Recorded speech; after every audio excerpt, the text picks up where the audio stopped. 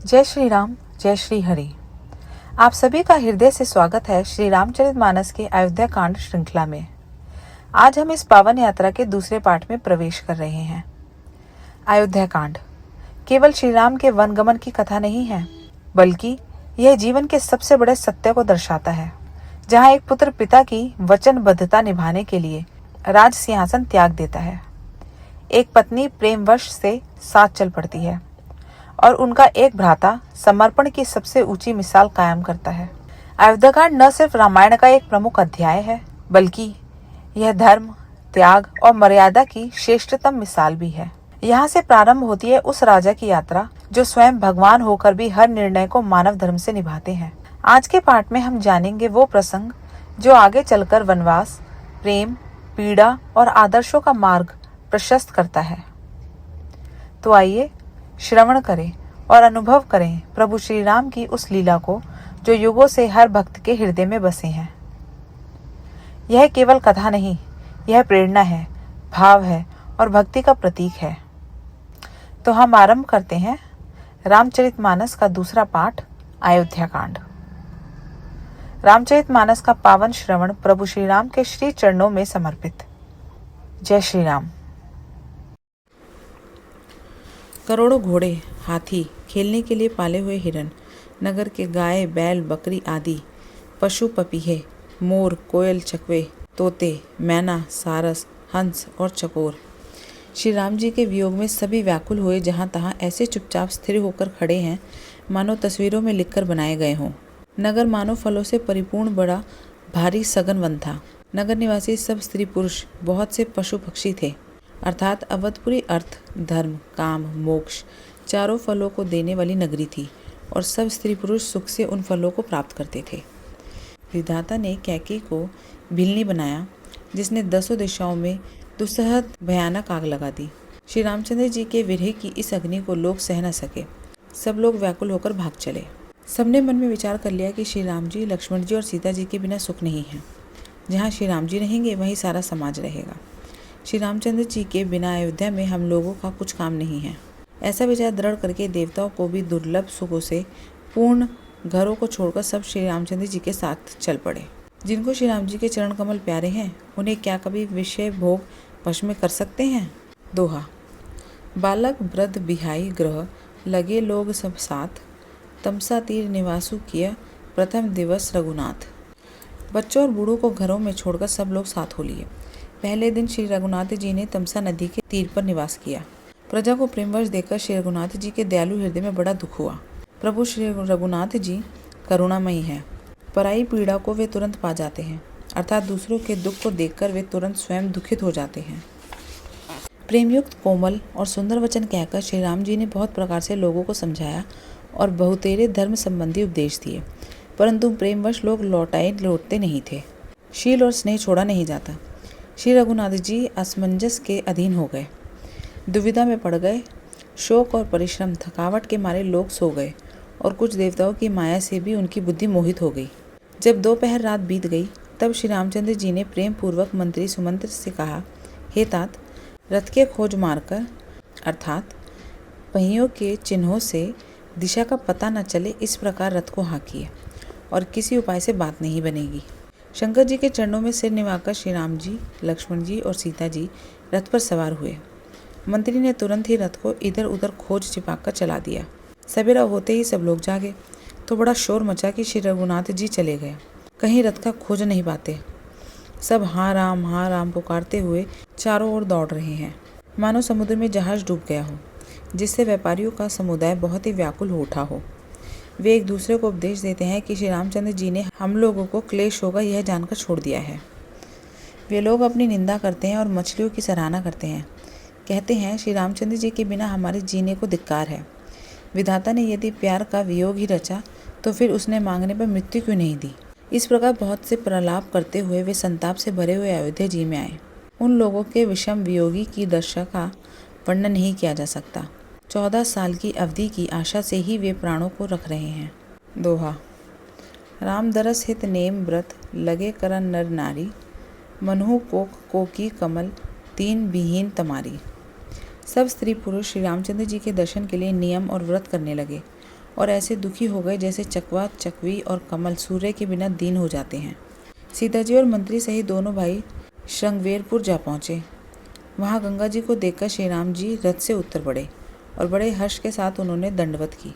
लक्ष्मण जी, सुमंत्र और सीता जी ने भी प्रणाम किया। सबके साथ श्री रामचंद्र जी ने सुख पाया। गंगा जी समस्त आनंद मंगलों की मूल है। वे सब सुखों की करने वाली और सब पीड़ाओं को हरने वाली है। अनेक कथा प्रसंग कहते हुए श्री राम जी गंगा जी की तरंगों को देख रहे हैं। उन्होंने मंत्री को, छोटे भाई लक्ष्मण जी को और प्रिया सीता जी को देव नदी गंगा जी की बड़ी महिमा सुनाई। इसके बाद सबने स्नान किया, जिससे मार्ग का सारा श्रम दूर हो गया और पवित्र जल पीते ही मन प्रसन्न हो गया। जिनके स्मरण मात्र से बार बार जन्मने और मरने का महान श्रम मिट जाता है, उनको श्रम होना यह केवल लौकिक व्यवहार नर लीला ही है। शुद्ध सच्चिदानंद कंद स्वरूप सूर्य कुल के ध्वजारूप भगवान श्री रामचंद्र जी मनुष्य के सदृश ऐसे चरित्र करते हैं जो संसार रूपी समुद्र के पार उतरने के लिए पुल के समान है। जब निषाद राज गुह ने यह खबर पाई, तब आनंदित होकर उसने अपने प्रियजनों और भाई बंधुओं को बुला लिया और भेंट देने के लिए फल मूल लेकर और उन्हें भारों में भरकर मिलने के लिए चले। उसके हृदय में हर्ष का पार नहीं था। दंडवत करके भेंट सामने रखकर वह अत्यंत प्रेम से प्रभु को देखने लगा। श्री रघुनाथ जी ने स्वाभाविक स्नेह के वश होकर उसे अपने पास बैठाकर कुशल पूछी। निषाद राज ने उत्तर दिया, हे नाथ, आपके चरण कमल के दर्शन से ही कुशल हैं। आज मैं भाग्यवान पुरुषों की गिनती में आ गया। हे देव, यह पृथ्वी, धन और घर सब आपका है। मैं तो परिवार सहित आपका नीच सेवक हूँ। अब कृपा करके पुर में पधारिए और इस दास की प्रतिष्ठा बढ़ाइए, जिससे सब लोग मेरे भाग्य की बड़ाई करें। श्री रामचंद्र जी ने कहा, हे सुजान सखा, तुमने जो कुछ कहा सब सत्य है, परंतु पिताजी ने मुझको और ही आज्ञा दी है। उनके आज्ञा अनुसार मुझे 14 वर्ष तक मुनियों का व्रत और वेश धारण कर और मुनियों के योग्य आहार करते हुए वन में ही बसना है। गांव के भीतर निवास करना उचित नहीं है। यह सुनकर गुह को बड़ा दुख हुआ। श्री राम जी, लक्ष्मण जी और सीता जी के रूप को देखकर गांव के स्त्री पुरुष प्रेम के साथ चर्चा करते हैं। कोई कहती है, हे सखी, कहो तो वे माता पिता कैसे हैं जिन्होंने ऐसे सुंदर सुकुमार बालकों को वन में भेज दिया है। कोई एक कहते हैं, राजा ने अच्छा ही किया, इसी बहाने हमें भी ब्रह्मा ने नेत्रों का लाभ दिया। तब निषाद राज ने हृदय में अनुमान किया तो अशोक के पेड़ को उनके ठहरने के लिए मनोहर समझा। उसने श्री रघुनाथ जी को ले जाकर वह स्थान दिखाया। श्री राम जी ने देखकर कहा कि यह सब प्रकार से सुंदर है। पूर्ववासी लोग वंदना करके अपने अपने घर लौटे और श्री रामचंद्र जी संध्या करने पधारे। गुह ने इसी बीच कुश और कोमल पत्तों की कोमल और सुंदर साथरी सजाकर बिछा दी और पवित्र, मीठे और कोमल देख देख कर दोनों में भर भर कर फल मूल और पानी रख दिया, अथवा अपने हाथ से फल मूल दोनों में भर भर कर रख दिए। दोहा। सिए सुमंत्र भ्राता सहित कंद मूल फल खाई, शयन किन्ह रघुवंश मणि पाए पलोटत भाई।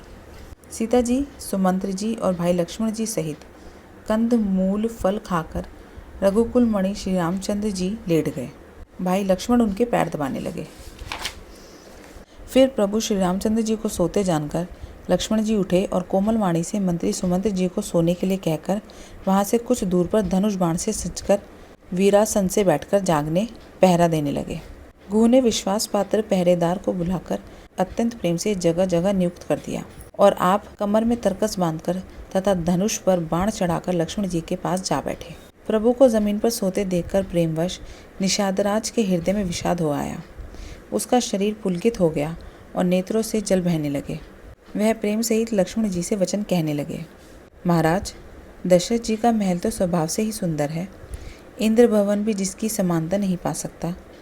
उसके सुंदर मणियों के रचे चौबारे, छत के ऊपर बंगले हैं जिन्हें मानो रति के पति कामदेव ने अपने ही हाथों से सजाकर बनाया है, जो पवित्र, बड़े ही विलक्षण, सुंदर भोग पदार्थों से पूर्ण और फूलों की सुगंधों से सुवासित है, जहाँ सुंदर पलंग और मणियों के दीपक हैं तथा सब प्रकार का पूरा आराम है, जहाँ ओढ़ने बिछाने के लिए अनेकों वस्त्र, तकिए और गद्दे हैं, जो दूध के फेन के समान कोमल और निर्मल और सुंदर हैं।